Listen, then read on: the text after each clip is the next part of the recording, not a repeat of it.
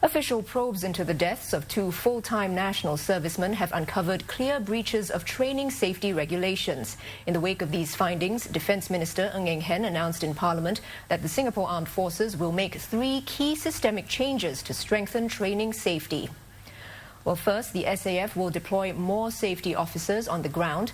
It will also set up a safety review board to review the Army's overall safety structure, processes and culture. And it will have an inspectorate reporting directly to the Chief of Defence Force. On 17th April, Private Dominique Lee was in an exercise that involved smoke grenades at Lim Chu Kang.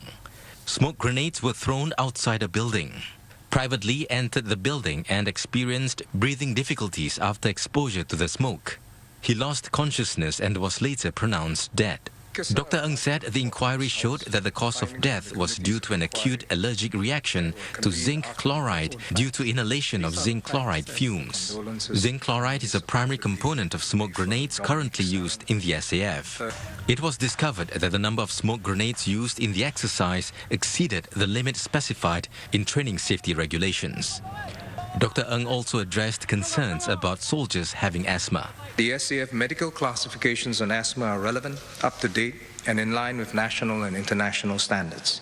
It is still safe for servicemen with a history of asthma to undergo training with smoke grenades if the TSRs are followed.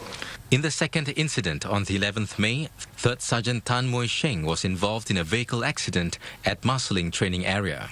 3rd Sergeant Tan was travelling with other instructors in a jeep. He was seated at the rear of the jeep. When the jeep overturned, 3rd Sergeant Tan was thrown out and pinned under the jeep. He underwent emergency surgery, but despite this, succumbed to his injuries. Dr. Ng said the inquiry discovered that the jeep driver was not licensed to drive.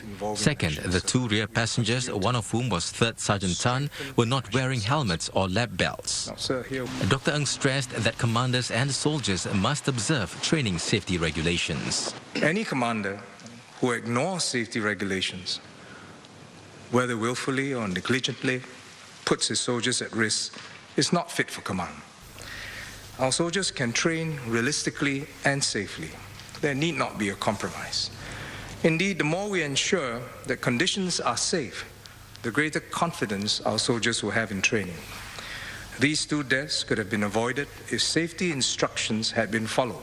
Personnel who were found negligent in the incidents have been relieved from their duties. They could also be subjected to a general court-martial. In addition, police investigations are ongoing to determine whether to prosecute them in civil court. MPs we spoke to say the SAF is moving in the right direction with the changes to training safety regulations, but some ask if more can be done.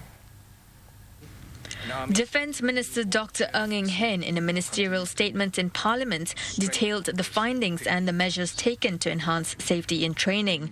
He also said action has been taken against those involved in the deaths of the 2 full-time national servicemen. On Private Dominique Lee's death, Dr. Ng said his ministry relieved the duties of the exercise's chief security officer, Captain Chia Tai Seong, and the platoon commander who threw the smoke grenades, Captain Najib Hanuk Muhammad Jalal. And in the case of 3rd Sergeant Tan Mo Sheng's fatal vehicle accident, the commanding officer of the Combat Intelligence School, Lieutenant Colonel Vincent Lam Fei Leong, was removed from his command. Dr. Ng said several other personnel in the school were also relieved of their duties. Members of Parliament spoke on the new safety measures, questioning if more could be done. Beyond instilling this safety culture in SAF, I would like to suggest that the SAF also encourage a system of reporting near misses. I think, and through that, I think there's a lot of useful lessons which could help SAF minimize future accidents from happening. Dr. Ng said a safety hotline was set up last November, one that allows soldiers to report safety problems. He said nearly 100 calls have been received since then. Speaking to Channel News Asia, GPC Chair for Defence Dr. Lim Wee Kiek said he welcomes the safety measures, but going forward, safety should not be taken lightly. The problem is with adhering to the system, and the lapses are all man-made, individual judgment error. I think not adhering to safety regulation. There are many, many layers now in terms of safety surveillance. What we need to ensure now is to make sure that this safety culture, is in the mind of every commander as well as every man and woman in the SAF. Dr. Lim added such fatal incidents are low compared to other armed forces in the world, but the key thing for SAF is to re-emphasize that safety is important.